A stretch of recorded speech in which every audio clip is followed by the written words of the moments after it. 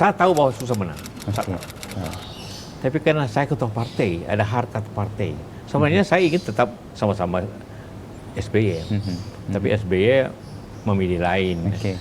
Itu juga waktu itu malah minta ke Golkar agar Golkar kasih 5 nama. Wah, itu berarti menghina saya kan. Saya sudah wapres, saya Masih ada ketua yang umum. lain. Kan.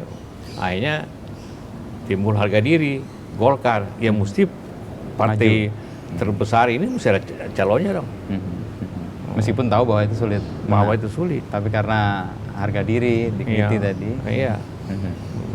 Walaupun juga ada harapan tersendiri.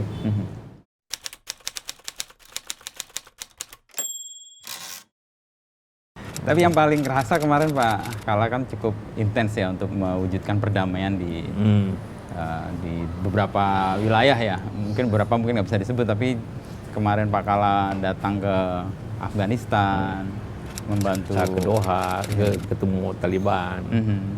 Itu bagian dari yang direncanakan atau memang orang lain melihat Pak Kala punya Ya, modal dia sosial? mereka ngundang saya secara pribadi. Kan dulu presidennya ya minta saya jadi special envoy untuk perdamaian, tapi ternyata enggak. Ya juga tidak bersoal. Tapi mereka itu tetap mengundang saya.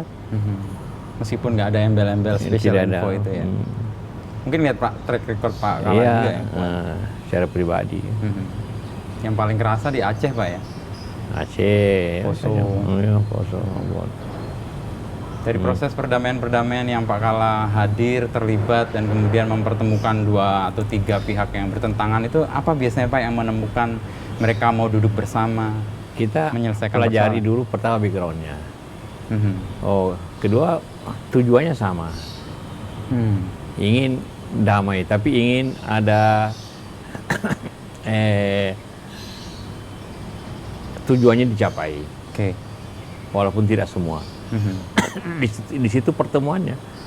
Jadi terjadi win-win. Sekarang orang Aceh gak merasa menang karena dia gubernur. Oke. Dia bisa memerintah. Tapi Indonesia juga merasa senang, habis tidak ada konflik. Oke. Tidak ada orang mati lagi. Tapi tetap NKRI.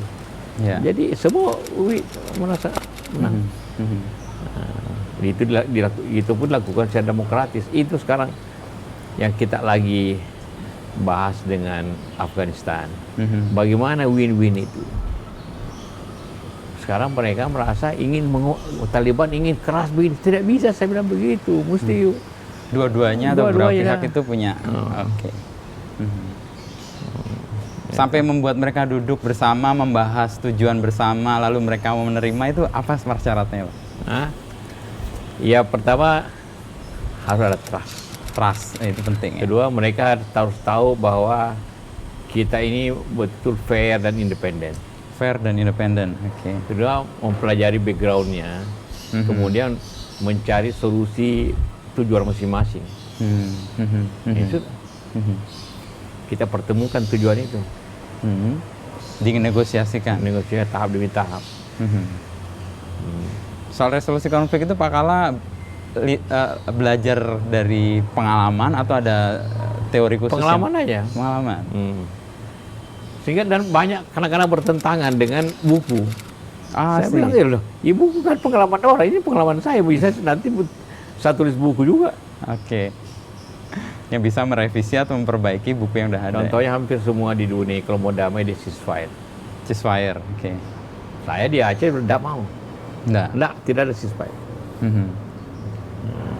Terus kenapa tidak ada ceasefire? Pertama kalau ada ceasefire dia bisa menambah senjata.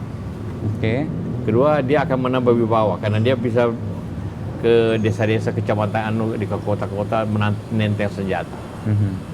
Nah, itu hilang. Mesti diburu terus sampai dia terdesak, sambil kita berunding. Itu resepnya Pak, salah satu Pak Kala yang berbeda dengan buku tadi. Oh iya. Kenapa tidak ceasefire? Tapi lain lagi di Afghanistan mereka minta ceasefire. Oke, ceasefire.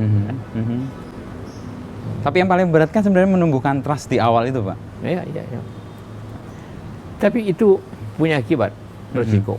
Resiko ya. Saya alami sendiri resikonya. Apa Pak? Poso,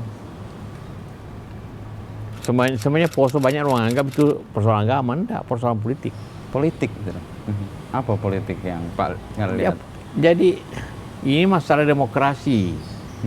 Dulu daerah yang Islam Kristen seimbang, maka mudah diatur. Kalau gubernurnya Islam, wakilnya Kristen. Itu ya buat begitu. Kalau gubernurnya Kristen, wakilnya Islam. Sama dengan Bupati Poso. Tapi setelah kita pemilihan demokrasi, tiba-tiba reformasi, demokrasi yang dipilih pun negara Amerika, the winner take all. Nah, karena penduduk Islam lebih banyak di Poso, maka bupati, wakil bupati, sekda, ketua DPR semua Islam. Orang Poso, orang yang Tantena yang juga Kristen, itu minta terakhir sekda aja, tidak dikasih pula, karena the winner take all. Akhirnya mulailah ketidaksenangan, itu terjadilah konflik anak muda. Nah, lama-lama membesar meluas dengan alasan tadi itu. Wah, ini kan agama, padahal kan politik. Jadi solusinya mengembalikan harmoninya. Harmoninya. Dan selesai. Dengan harmoni yang kembali lagi, orang bisa menerima perbedaan yang tadinya dipersoalkan. Iya. Ini sudah mulai apa? Tidak, Pak, kita jalan aja. Ngobrol sambil jalan. Biasa gitu. Nah, Poso, Pak, salah satu yang Pak Kala temukan itu bukan soal tadi saya risikonya Tonyo, independen tuh. Itu saya punya kantor dan mall di Makassar dibom. Ketika Poso didamaikan? Setelah. Oh, justru setelah? Setelah damai. Kan setelah ditangkap yang bersangkutan, ini toko apa istilahnya, pokoknya Islam lah, mereka Islam. Wah, kita harap Pak JK itu memihak kita. Ternyata enggak. Enggak. Ketidakpuasan itu dilampiaskan dengan bom. 6 orang meninggal. Kantor saya di bom di Makassar. Ya saya suruh tangkap aja. Ketemu. Jadi begitu. Kalau memang punya risiko, harus independen. Harus netral, ya. Dalam posisi yang imparsial gitu ya, Pak. Tidak dalam posisi membela satu, mengabaikan yang lain. Harus berdiri di tengah-tengah. Gitu. Dan Pak Kala sering menyebutkan ada dignity ya kalau dalam sebuah perundingan selain trust. Iya. Jadi orang berunding itu harus satu sama lain dalam posisi yang sama, betul, dan saling menghormati. Jadi dignity for all, harga diri ya. Harga diri. Jadi kita harus kalau ada dua macam konflik horizontal kalau antara masyarakat dengan masyarakat ke Posombon, konflik vertikal antara masyarakat dengan negara. Nah, jadi di Aceh itu vertikal. Nah, jadi kalau horizontal, ya negara, pemerintah bisa jadi mediator. Karena saya mediator antar keduanya, saya harus berdiri netral betul-betul. Ketika horizontal terjadi. Ya di tengah harus netral. Tapi mereka tidak kehilangan muka dengan dua-duanya. Jadi harus betul-betul netral. Contohnya datang ke Makassar, delegasi mereka, hotelnya harus kalau bintang 3 semua. Saya kasih mobil 3 juga.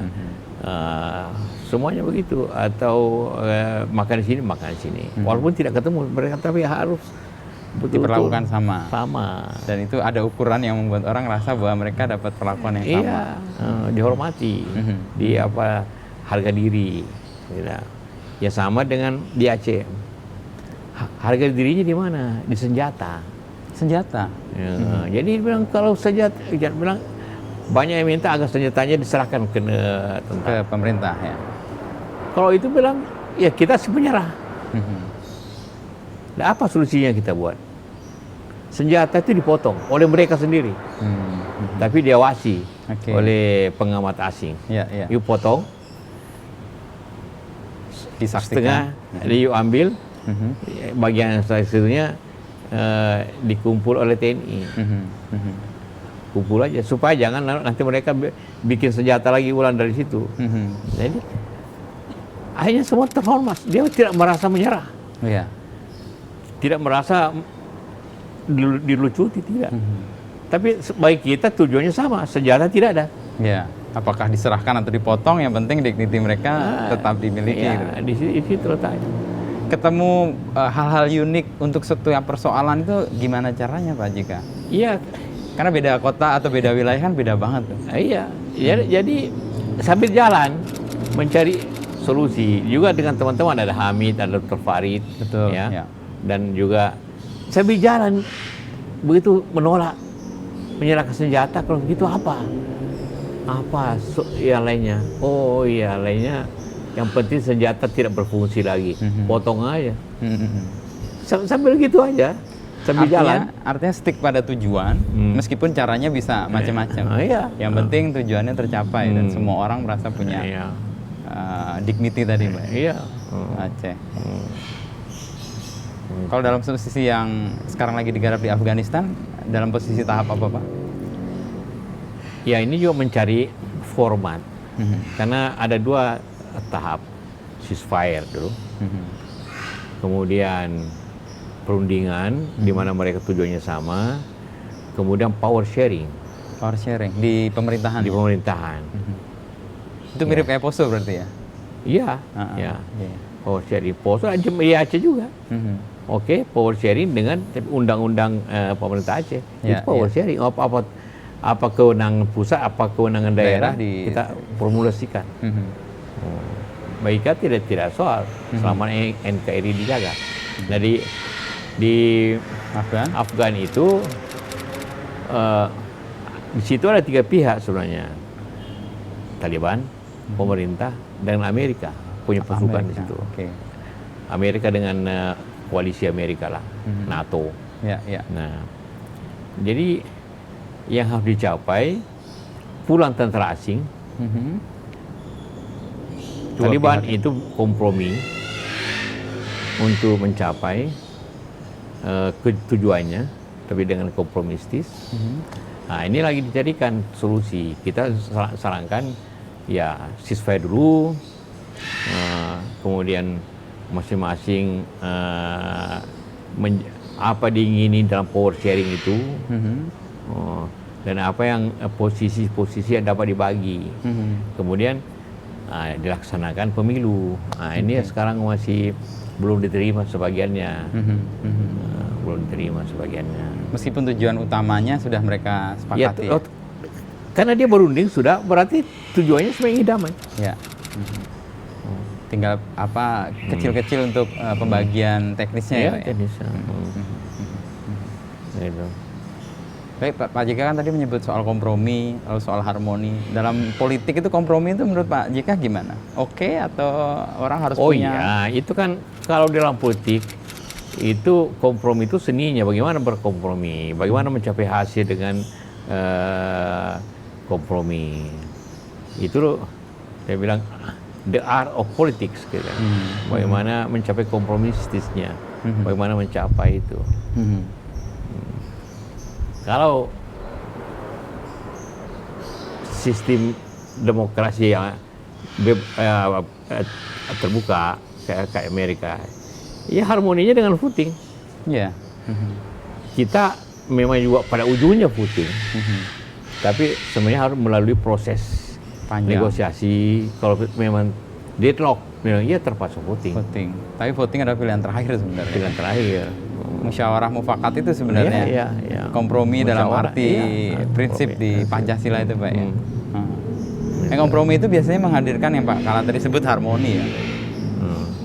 Dia pihak-pihak yang bertentangan, pihak-pihak yang berbeda, itu karena kompromi akhirnya ya menerima semua dengan menerima kepentingannya terjaga.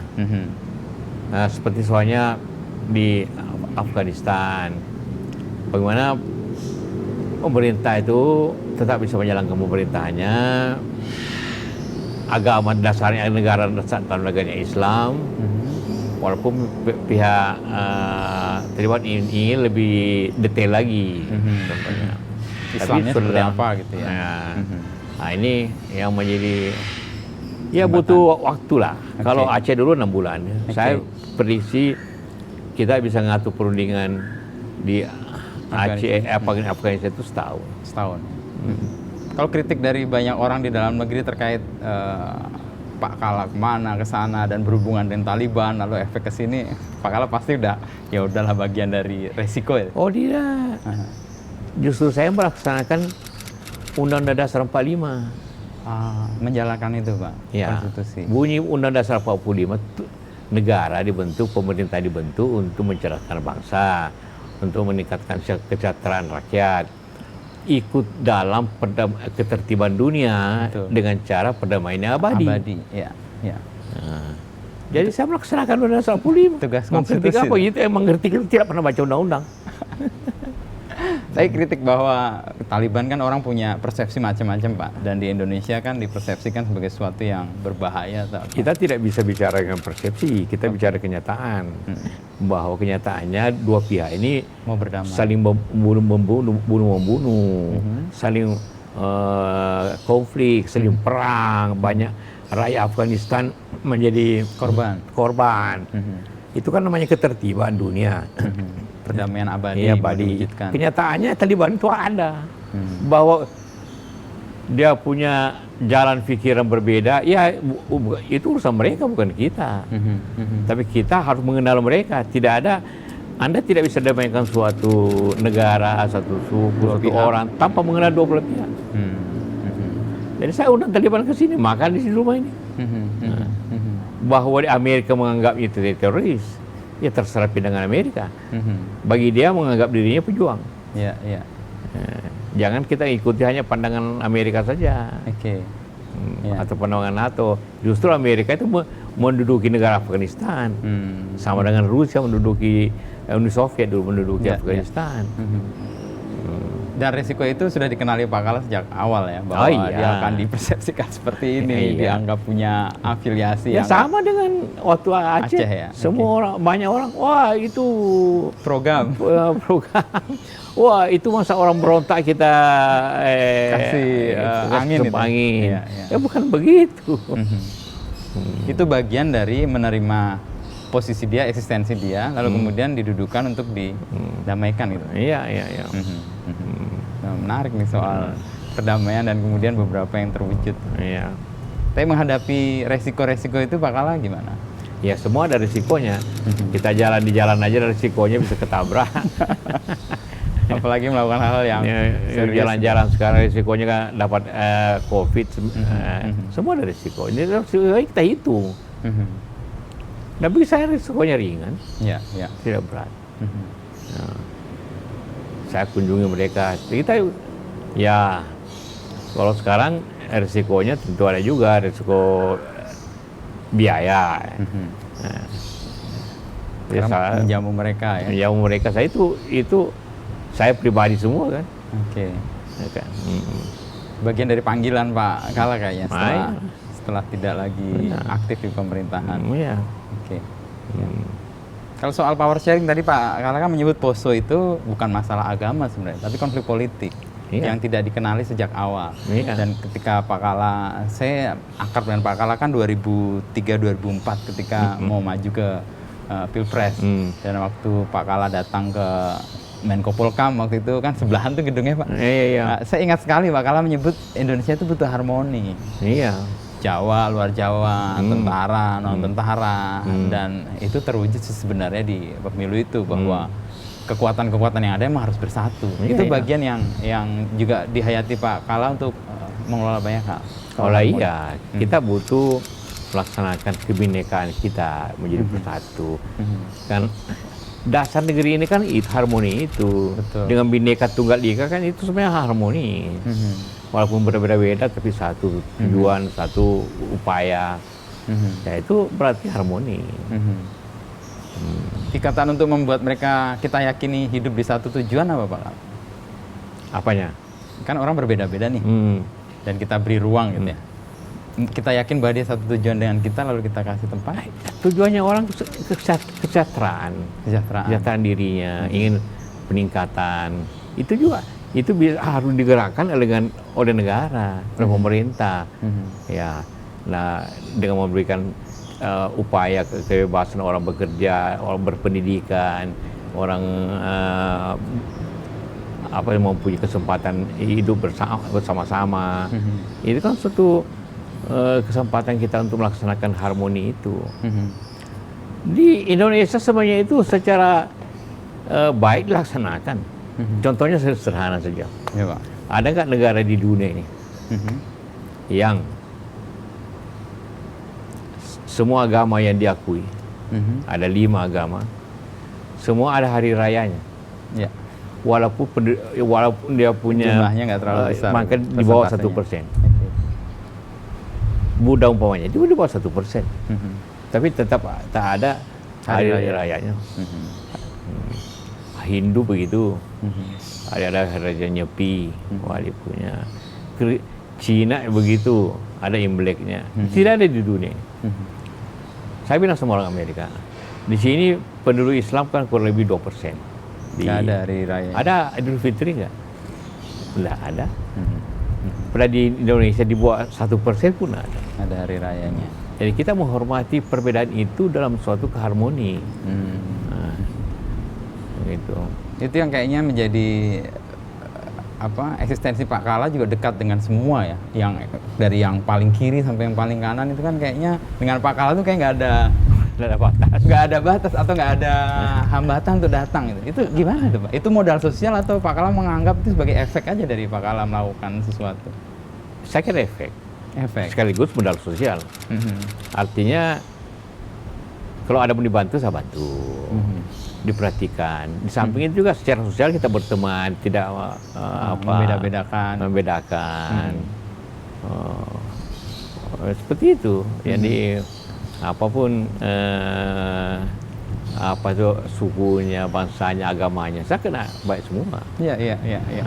Dan saya mengalami ini sih ngelihat Pak Kala dengan siapapun yang saya anggap paling kiri sama paling kanan, paling ekstrim sana, paling ekstrim ini semua bisa menyatu. Iya. Itu apa Pak yang membuat mereka nggak merasa sungkan ke Pak Kala? Ya pertama saya menghargai mereka, apapun kondisinya ya. Apapun kondisinya.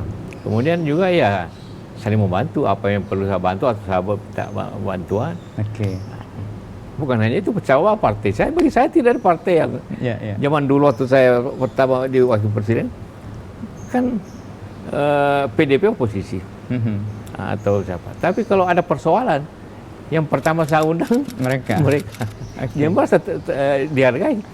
Sehingga kadang-kadang orang Golkar juga agak sedikit nggak terima. Benar-benar resmi. Bagaimana Pak waktu Panda sebagai ketua PDP di DPR. Kadang-kadang Panda lebih kalau ada persoalan negara ingin putuskan sesuatu dan perlu mereka tahu, saya duluan kasih tahu Panda daripada ke Golkar. Saya bilang Golkar itu kan saya ketuanya, buat apa saya kasih tahu duluan? Atau pasti tidak ada persoalan ya. Jadi mereka semua walaupun ada posisi tapi semua dekat. Kalau ada masalah nasional ikut semua. Satu ya. Dan saya sendiri melihat kita defisit tokoh-tokoh kayak gitu, Pak. Orang yang bisa menjadi titik temu untuk banyak keragaman yang tadi di Indonesia kayak banget, Pak. Nah, iya. Itu tipsnya gimana sih Pak untuk bisa menjadi ruang di mana orang rasa nyaman datang ke Pak Kala gitu ya, selain tadi menghormati. Ya contohnya sering saya bilang, teman saya yang paling dekat, justru kan seperti Sofyan, dia orang Tionghoa, orang Katolik ya. Padahal dia kayak saudara betul, ke rumah bebas, makan bebas apa. Nah, itu puluhan tahun. Oke. Saya perlu tanya Pak Sofyan nanti.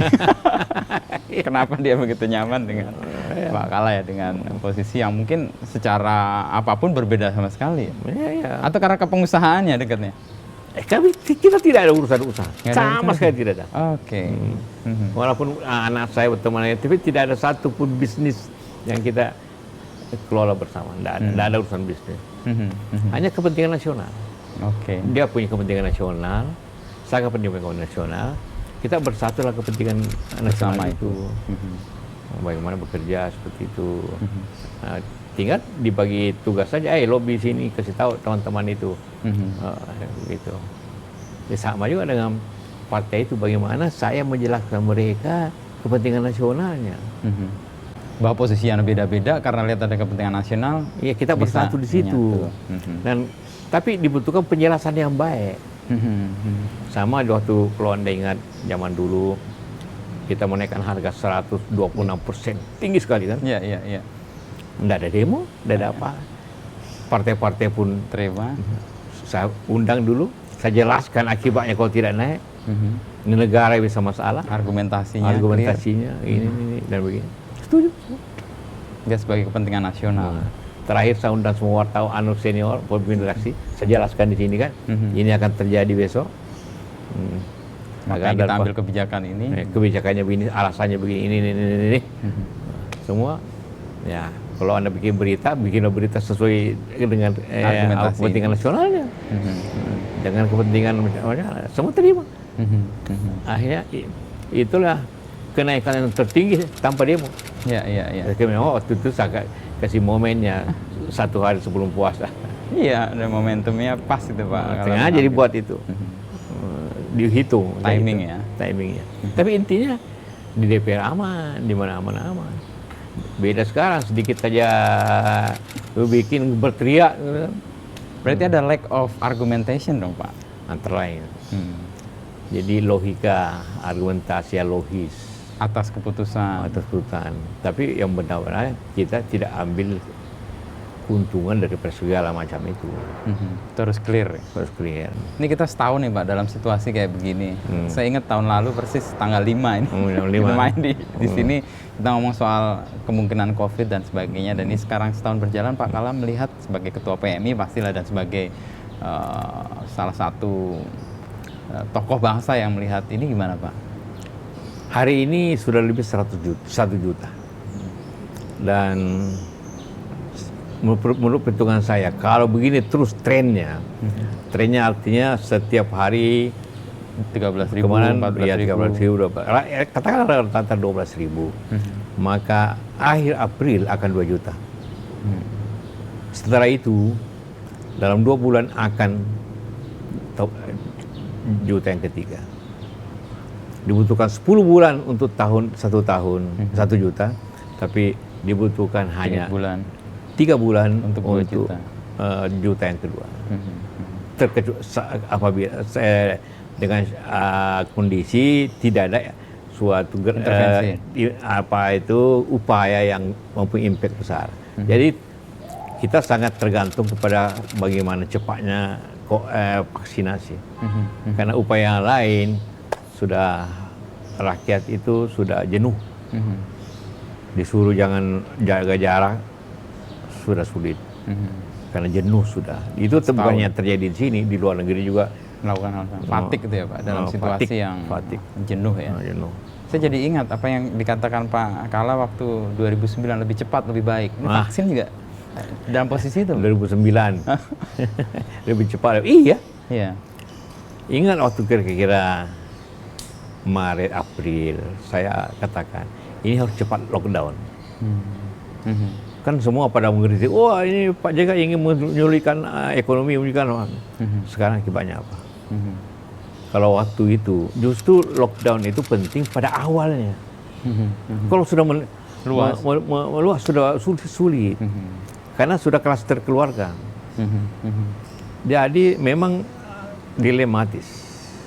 Kita kasih bebas juga bebas. Semua orang tinggal di rumah, klasternya di rumah.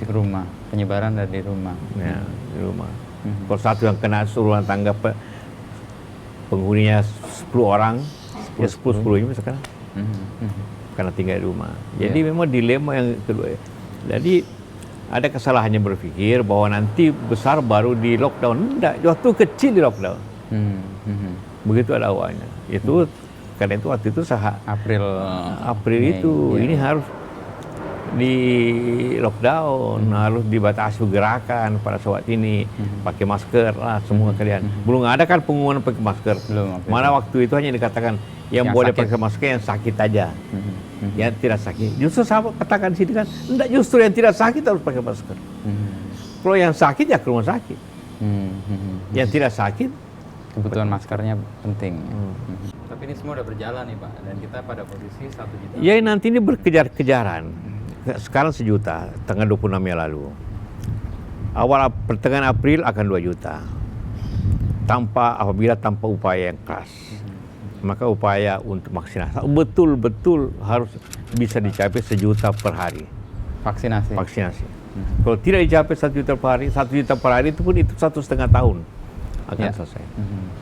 Nah, tanpa upaya yang keras itu, Amerika sudah bisa capai 1 juta per hari. Kita baru 50.000 per hari. Sekarang ini 50.000 per hari. Apa upaya yang bisa kita lakukan di luar yang dilakukan pemerintah untuk mempercepat itu? Harus beri kesempatan swasta untuk melaksanakan vaksinasi itu. Mandiri khususnya itu, perusahaan mandiri. Jadi gini. Jadi Pak Jokowi minta semua gratis. Oke, sama, kita setuju semua gratis. Cuma kalau rakyat biasa gratisnya dari pemerintah. Kalau karyawan gratisnya yang bayar pengusahanya. Dan mereka mau. Perusahaan keluarga ini karyawan kira-kira keseluruhan untuk perusahaan kira-kira 10.000. Sanggup anak-anak itu. Oke. Daripada tiap hari tidak masuk kantor, produksi tidak jalan, atau setiap minggu PCR, antigen atau apa. Lebih baik ini biayanya tahu paling tinggi hanya 200-300 ribu.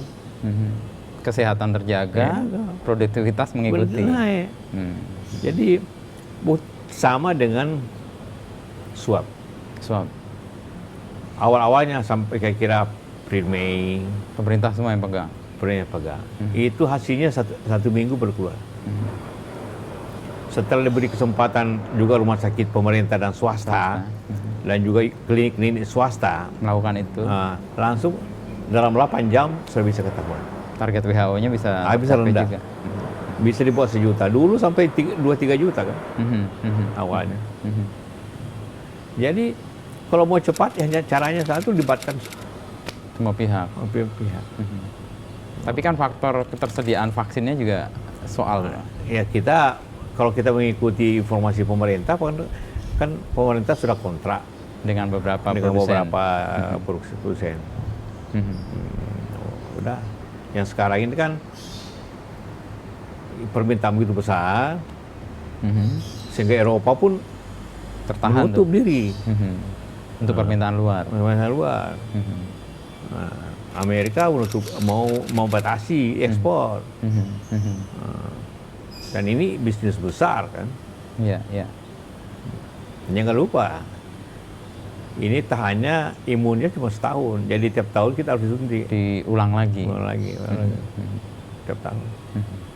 Nah, karena begitu complicated dan banyak harus dilakukan, pihak swasta memang harus dilibatkan secara lebih cepat. Jadi pokoknya dibikin aturan aja. Karyawan-karyawan divaksinasi oleh perusahaan. Kalau 1.000 karyawannya, ongkos vaksinasi kira-kira 300.000. Ya, itu kan cuma 3 miliar. Kapan itu bisa menurut Pak Kala dilakukan? Karena kan kita juga butuh untuk medis. Saya bicara Menteri Kesehatan, kira-kira Maret April. Bisa dibuka untuk dibuka umum. Swasta. Ini sampai Februari ini semua nakes dulu. Maret baru buka. Tapi saya minta untuk segera agar swasta itu punya kesempatan mencari vaksinnya. Ataupun komitmen pemerintah datangkan nanti dibayar oleh swasta. Jadi pintu masuknya bisa pemerintah. Bisa. Lalu dari pengusaha datang ke pemerintah, dia mengumpulkan karyawannya. Iya, butuh berapa? Butuh 1.000 kali sekian bayar. Nanti kasih gratis ke karyawannya. Kan fair. Jadi tidak melanggar prinsip dasar ketentuan gratis presiden tadi, bahwa gratis semua. ya gratis semua. Karena jangan lupa, memang masyarakat di bawah itu kecil itu penting. Tapi yang juga pentingnya produktivitas. Siapa yang menggerakkan produktivitas ini? Ialah para manajer-manajer itu, para karyawan pabrik itu, para karyawan kantor itu yang menggerakkan ekonomi ini. Jadi pemerintah ngurusin rakyat, Ya, pengusaha dan para pemilik perusahaan mengurus karyawannya. produktivitas dengan membuat karyawannya sehat itu, Mbak. iya. Jadi semua dicapai, dan itu juga memberi kesempatan lebih cepat prosesnya. Jadi Selesai. rakyat lebih cepat divaksin. Ini tepatnya lebih cepat, lebih baik. Lebih cepat, lebih baik. Kalau dalam posisi isu soal keadilan, Pak, nanti kalau orang ada isu, wah ini negara memberi kesempatan orang yang punya dulu untuk divaksin. Ya, saya katakan, apa emangnya orang yang punya itu tidak punya kepentingan, tidak punya manfaat. Kalau direksi perusahaan cepat mendapat vaksin, maka dia bisa menggerakkan usahanya lebih cepat. Orang-orang yang tidak mampu ini bisa bekerja. Kenapa menjadi tidak mampu? Karena banyak pengangguran, banyak PHK. Tapi kalau ini digerakkan usaha ini, orang semua pengusaha pada sehat, kan bisa menggerakkan ekonomi ini. Dan bisa mempercepat juga proses vaksinasi. Nah, argumentasi ini yang agak kosong nih Pak narasinya sekarang. Iya. Sehingga membuat orang ngerasa nggak punya, ini kenapa harus dilakukan kebijakan ini kenapa harus dilakukan kebijakan ini. Ya, Beda ketika itulah waktu itu. Logika penjelasan narasi yang penuh dengan logika kadang-kadang kurang kan. Hanya satu kali orang bilang, oh tidak adil.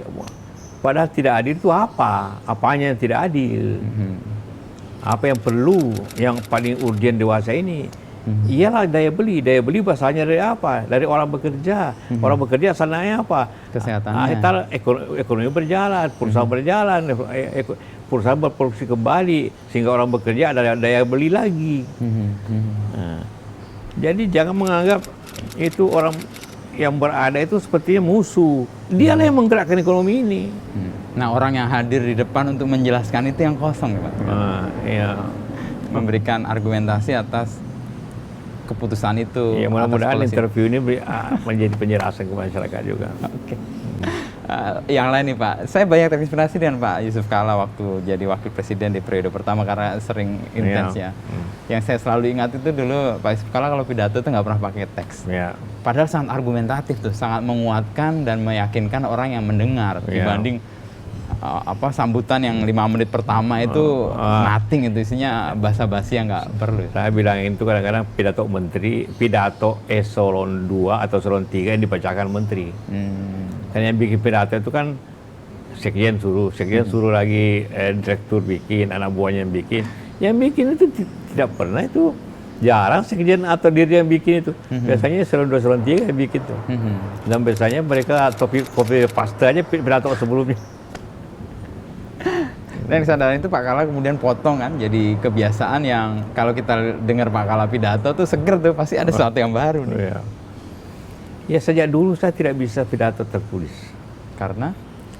Iya, karena pikirannya jalan terus. Saya bisa pidato, pikiran berjalan, saya lihat matanya orang yang ada, saya lihat ide. Reaksinya, baru saya ide keluar. Dan itu kalau ditulis orang lain beda. Jadi kadang-kadang saya terbalik, pidato dulu baru ditulis. Oke. Kalau yang lain kan biasanya ditulis dulu baru dipidatokan. Iya, itu yang terjadi. Karena itu tiap tahun kan ada buku tentang berapa pidato saya itu setahun itu inti-intinya. Itu jadi menjadi buku malah. Dan itu digaransi bahwa itu pikiran saya, bukan pikirannya anak buah. Eselon 2 atau eselon 1 yang bikin ya. Sehingga banyak juga anak buah saya agak sedikit bukan kecewa, tapi merasa, wah kalau kita bikin pidato Bapak, yang dia baca cuma Assalamualaikum dan Waalaikumsalam. Suara isinya yang lain. Nah, untuk menemukan esensi dari sebuah pidato di sebuah pertemuan yang kadang-kadang beda, itu Pak Kalla mendapatkannya dari mana? Membaca. Jadi saya minimum sehari membaca 1 jam. 1 jam. macam-macam buku. Oke. Ya bisa baca 10-20 halaman lah. Tanpa membaca Anda tidak bisa Bicara, ya. itu. Dan kedua, baca koran, baca berita, update. Jadi saya langganan 8 koran. Wah, sampai sekarang Pak? Sampai sekarang. Apa aja Pak kalau disebut? Kompas, Media Indonesia, Republika, Jakarta Post, dulu Tempo, sekarang Tempo lagi. Media asing? Juga media asing? Media asing enggak. Media asing lebih gampang, lebih cepat di online. Di online. Oke. Punya 8, jadi Sindo. Oke. Seperti itu. Itu pagi biasanya jadi bacaan Bapak sebelum Pagi saya ada pagi habis 1 jam untuk baca koran. Itu kayak feeding ya buat Pak Jika ya, selain sarapan. Jadi semua perkembangan saya tahu. Gitu. Kalau buku bacaan Pak Kala sekarang lagi baca macam-macam. Bisa baca buku tentang ekonomi, tentang bisnis, biografi, bisa buku sejarah. Oke. Biografi sama sejarah nih menarik. Kenapa Pak? Melihat pengalaman orang. Ya tergantung siapa. Bisa biografi orang asing, bisa biografi dalam negeri. Tidak mau baca semuanya, lihat saja perjalanannya, pengalaman di bidang ini apa. Tokoh yang membuat Pak Kala terinspirasi atau membuat Pak Kala punya imajinasi atas peran-peran Pak Kala? Tidak ada spesifik. Tidak ada spesifik. Karena masalahnya saya baca banyak. Jadi kayak bercampur ya jadinya. Tapi kalau baca katakanlah ekonomi, saya seperti itu kan Stiglitz. Stiglitz ya, oke. Itu. Cocok ya argumentasi sama teorinya dia. Ada peranan pemerintah, tapi swasta juga penting. Situ letaknya kan. Keseimbangan tadi ya, harmoni tadi ya. Membaca, lalu menemukan inspirasi dari tokoh dan perjalanan orang, sejarah juga tadi. Kalau sejarah apa Pak yang Pak Kala petik? Sejarah banyak bagaimana Korea maju. Kenapa Cina bisa maju contohnya? Apa yang terjadi di Eropa? Uni Eropa. Kenapa Uni Eropa? Ya, sejarah Indonesia tentu. Kenapa terjadi pergolakan? Saya sedang baca nih G30S, apa yang terjadi sebenarnya? Dari sudut pandang orang Amerika, wah sebenarnya Amerika terlibat gitu. Minat khusus atau emang karena ada bukunya datang? Sejak dulu. Jadi kalau saya kemana-mana, saya sering umpamanya istri aja ke mall, itu saya paling malas. Tapi kalau saya toko buku, ada toko buku di situ nggak? Ada, nyari. Saya ke toko buku, ibu belanja, kita ketemu di toko buku. Kalau mau pulang, ke toko buku. Sejarah apa Pak? Apa karena sejarah itu berulang? Atau pandangan Pak Jika terhadap sejarah? Iya, sejarah itu perlu kita pelajari supaya jangan terjadi lagi hal yang sulit atau sejarah yang baik. Contohnya kayak Korea kenapa Korea lebih maju daripada Korea Utara? Kenapa Korea lebih cepat maju? Apa yang terjadi? Apa yang dia buat? Seperti itu. Kalau kita tidak pelajari itu, nanti kita jangan terulang sama kita. Kasus Singapura ya Pak, apa menurut Pak Kala yang membuat mereka begitu cepat berubah? Leadership.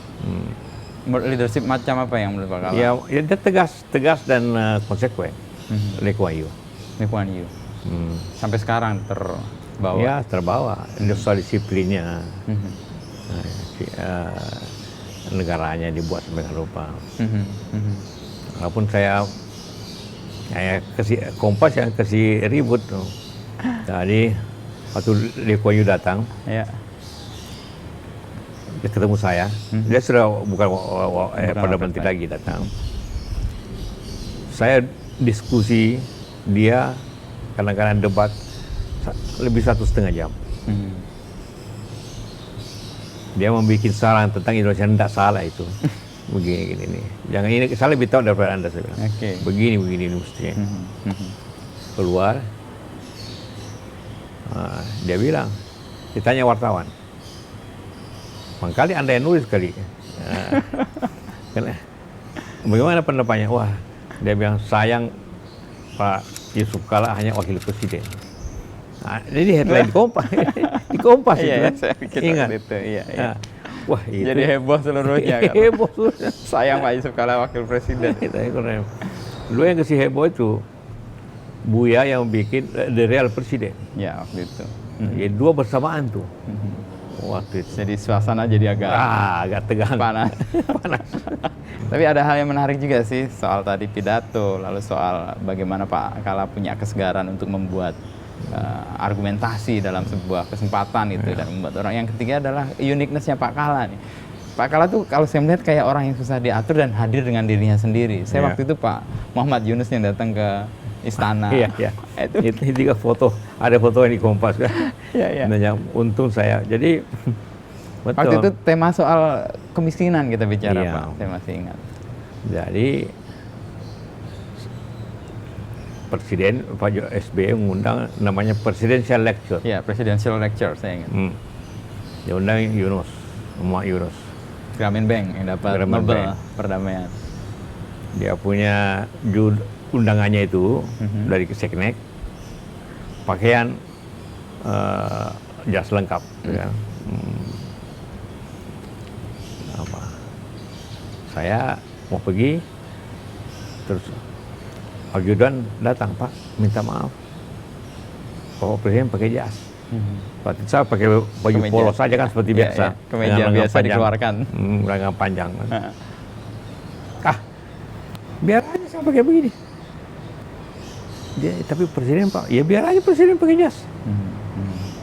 Mau naik mobil datang lagi protokol bisi, Pak, maaf Pak, semua undangan pakai jas. Biar aja, saya tidak ada urusan. Jadi hadir kira-kira 40 orang di situ, 45 orang. Istana Negara. Semua pakai jas. Iya. Terkecuali saya tidak. Sama Muhammad Yunus pasti. Tiba-tiba datang Yunus, hanya pakai pakaian piyama. Untung saya ada temani dia. Jadi kan saya berdekatan dulu kan. Iya. Dari Pak Jokowi, Pak SBY saya baru Pak Yunus. Untung saya ada. Kalau saya tidak ada bagaimana? Ini kita bicara kemiskinan selalu pakai jas. Ngapain? Itu maksud di foto di Kompas itu bahwa dan saya tulis waktu itu. Aku tulis. Paginya saya ditelepon Pak Hamid. Oh gitu. Pak Hamid waktu itu jadi dubes ya di Moskow. Ya, di Moskow, dan dia lihat itu tertawa-tawa dan wah itu. Sama dengan batik. Batik. Kalau ingat batik itu pakaian biasa, batik atau pakaian biasa, pokoknya bukan jas. Saya sejak dulu tidak suka pakai jas terus terangnya. Karena cuaca. Dan cuma kita di Asia ini yang suka pakai jas. Dulu, sekarang enggak. Ya, sekarang enggak. Cuma lihat, Singapura tidaknya pakai dasi aja. Kemudian Malaysia enggak, batik atau apalah. Filipina pakai baju mereka. Kemudian Thailand tidak, India tidak, Jepang pakai jas. Tapi semua yang ada di garis khatulistiwa, cuma kita yang suka pakai jas. Kenapa Pak menurut Pak Kala? Itu berlebihan menurut saya. Itu sebenarnya itu lebih menonjol itu salah Pak Habibie. Karena Pak Habibie biasa di Eropa pakai jas, gitu kan. Jadi, nah ini pengalaman menarik. Jadi tidak ada aturan. Ya, sama bagaimana merubah semua ini. Jadi saya tanya sama adik saya Ahmad Desio, Mat, ini kita mau hemat ini energi listrik. Listrik itu apa yang paling banyak makan listrik itu? Energi paling banyak di situ dipakai. Bilang AC. AC.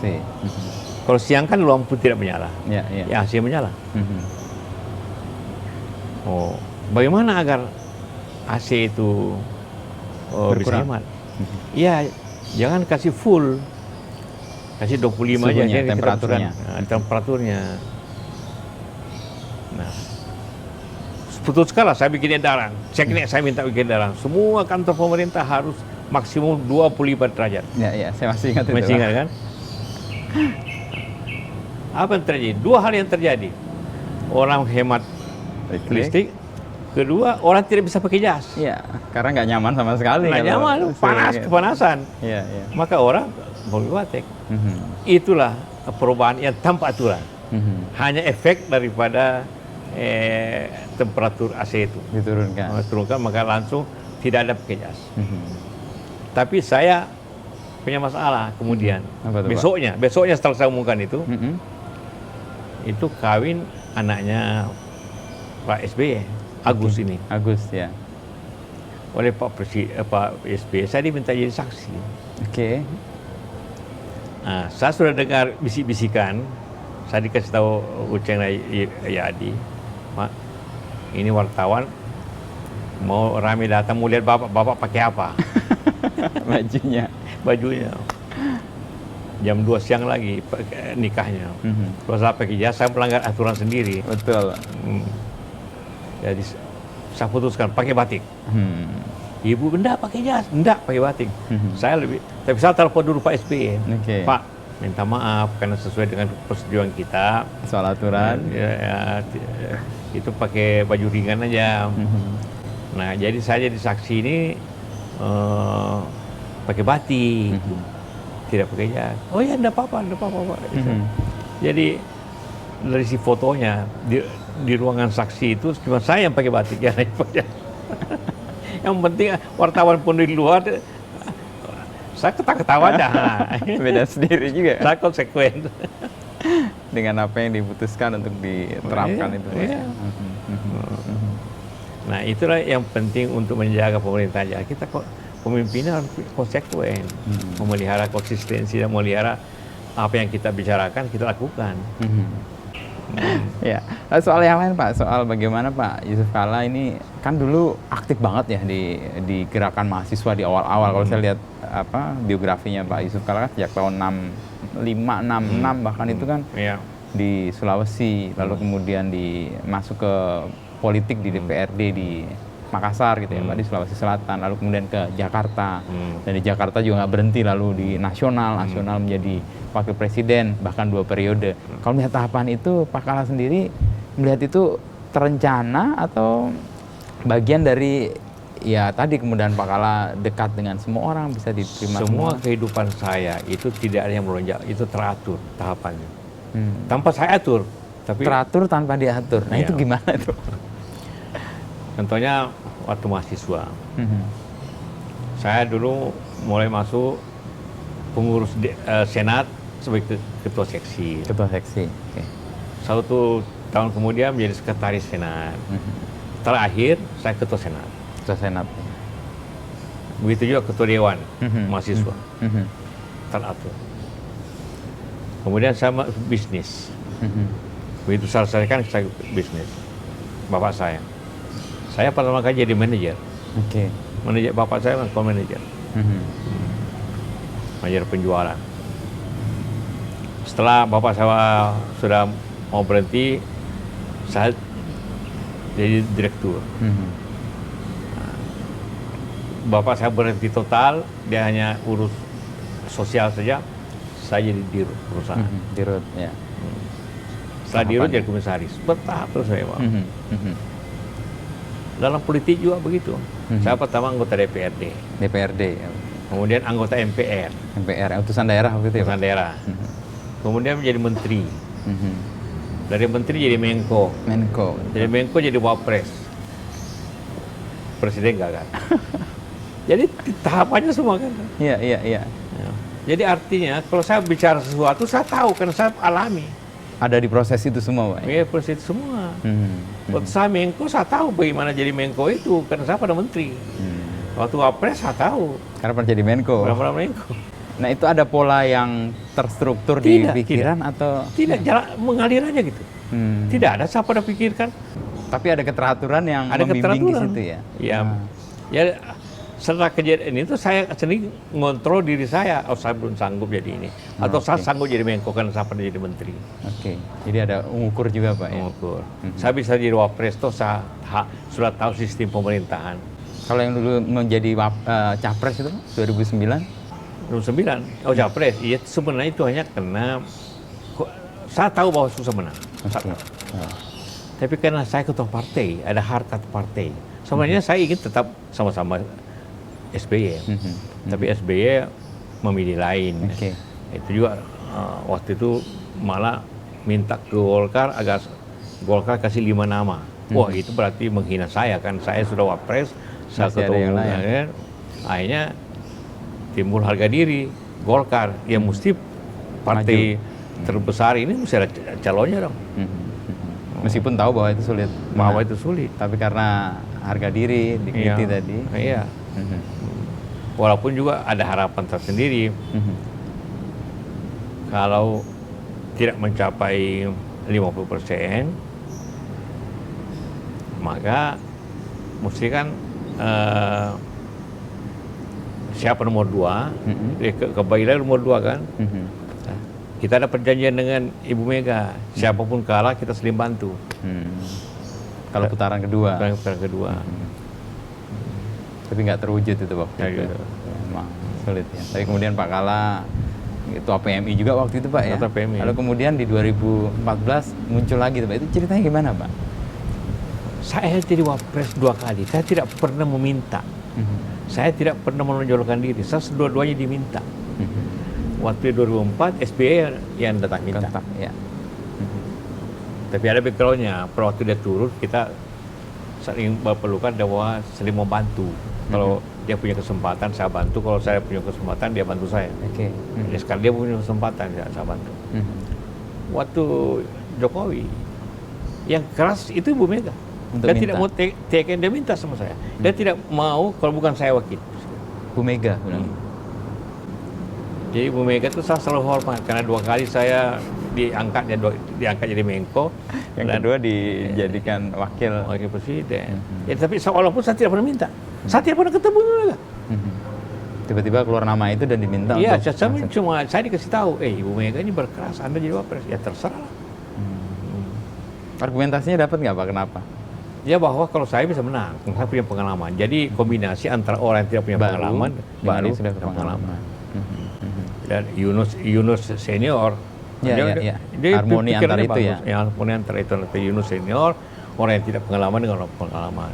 Dan di posisi sekarang, kalau Pak Kala melihat apa yang Pak Kala jalani ini bagian dari yang keteraturan tadi atau enggak? Iya, bagian daripada keteraturan.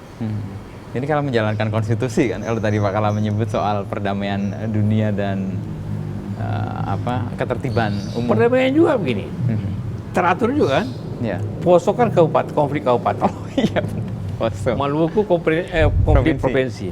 Aceh konflik nasional. Nasional Nah, betul. setelah itu saya masuk internasional. Oke. Wah ini nih, saya baru dapat nih. Iya. Nggak diatur tapi teratur. Dan Teratur. stagingnya jelas Pak ya. Ini menurun ke anak-anak nggak Pak? Hah? Menurun ke anak-anak nggak? Enggak. Enggak. Walaupun ihina saya kemarin waktu ke Afghanistan minta ikut. Oke. Kenapa? Saya mau belajar perdamaian. Nah, ikutlah saya bilang. Asal kau betul-betul mau belajar. Karena itu menjadi juru damai itu harus mengetahui backgroundnya.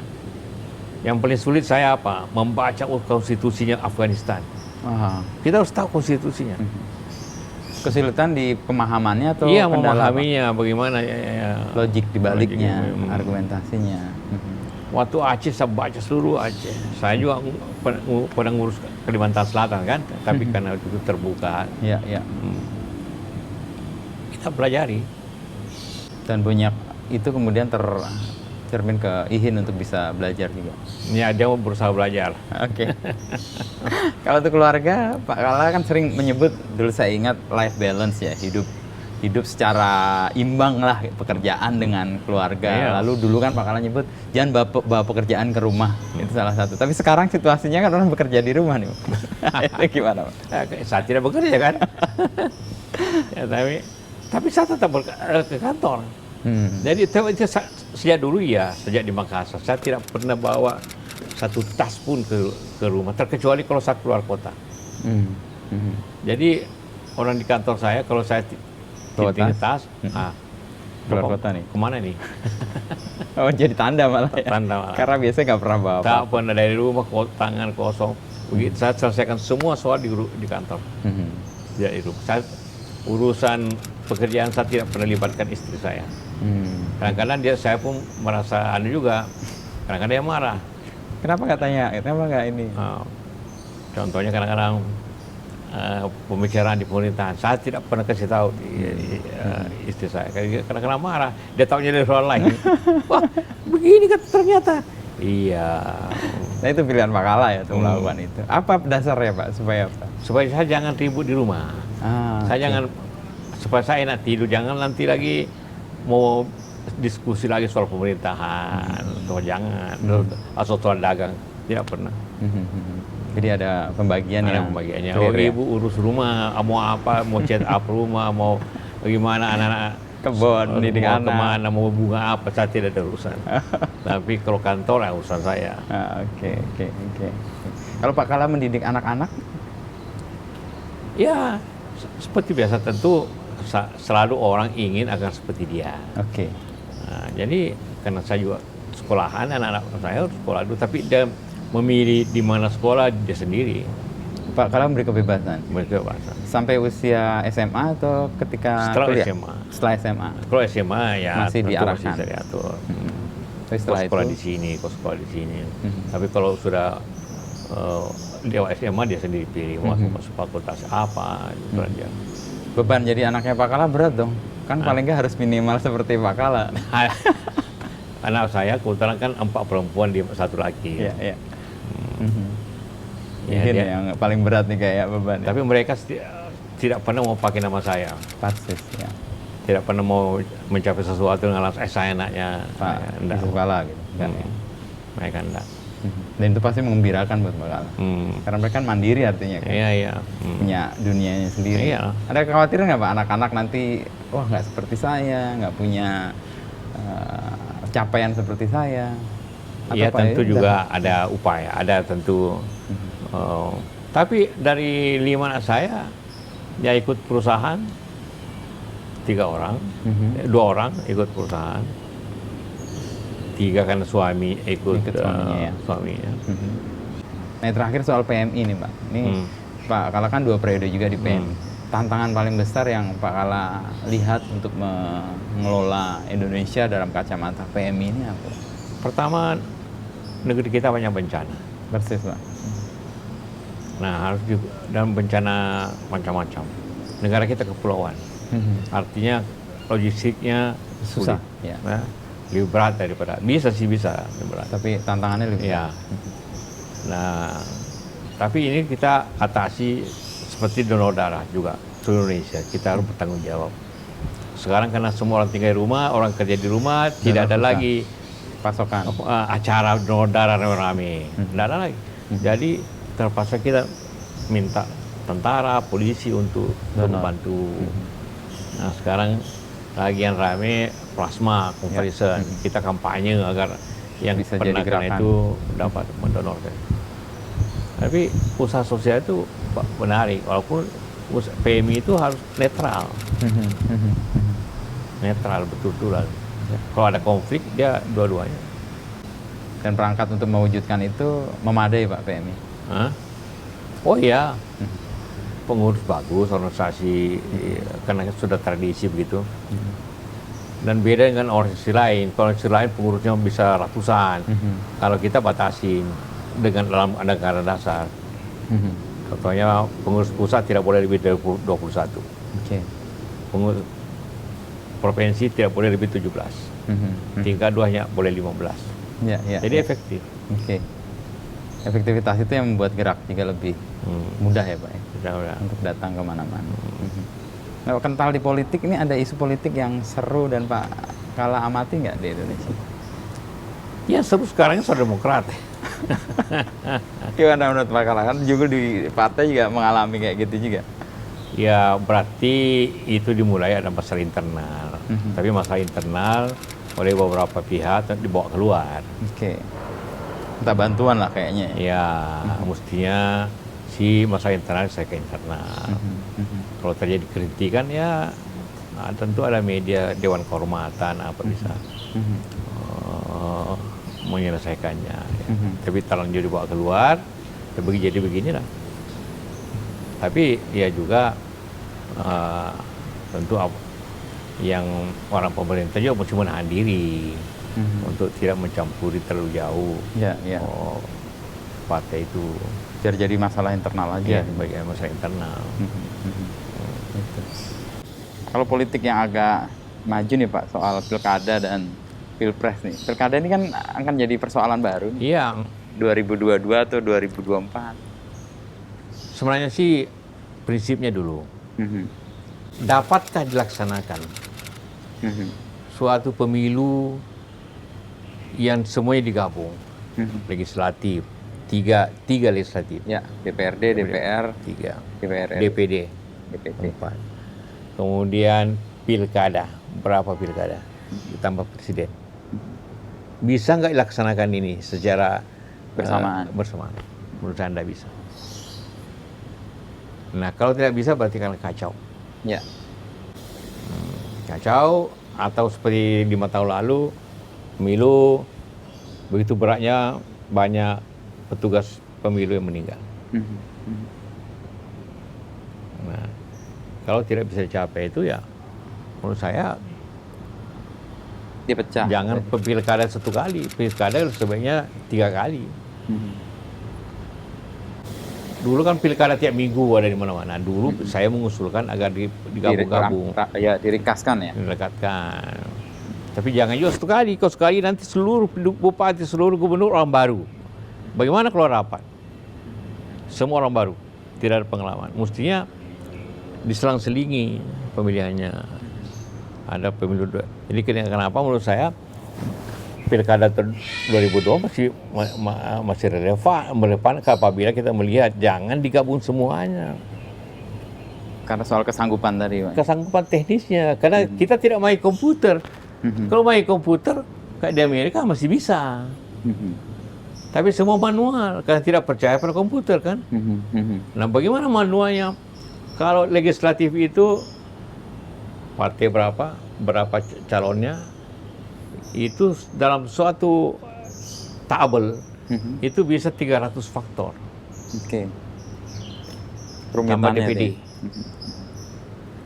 Ditambah lagi pilkada. Kita berat amat. Saya kira secara teknis kemampuan manusia dengan manual susah dicapai. Ada batasnya. Ya. Dan membahayakan. Oke. Membahayakan atau tidak teliti. Bisa kelewat ya. Bisa, kalau tidak teliti bisa menimbulkan ada lubang orang main. Kalau alasan soal COVID sekarang, Pak? Ya, COVID itu kan masih lama. Ya, insya Allah tahun 2024, 2022 sudah turun. Kalau COVID kemarin, pilkada kemarin pasti ada seperti di Makassar ada unsur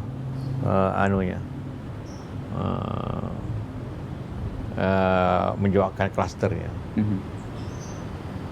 Kalau sekarang, ya ini pasti akan panjang ya, bisa dilakukan juga pilkadanya. Itu. Mending dipisah berarti Pak, menurut Pak Kala? Menurut saya harus pisah. Jadi 2022, 2024. Pokoknya jangan 1 kali pilkada digabung. Dulu saya mengusulkan sebagai ketua Golkar, tapi tidak sekali, saya usulkan 3 kali. Cara mengurangi kerumitan dan kesanggupan penyelenggara itu ya, Pak. Berarti undang-undang harus diubah nih Pak ya? Undang-undang harus diubah. Undang-undang tidak banyak perubahannya. Kita katakan saja bahwa pilkada itu tahun 2022 tetap jalan. Udah. Itu ada DKI.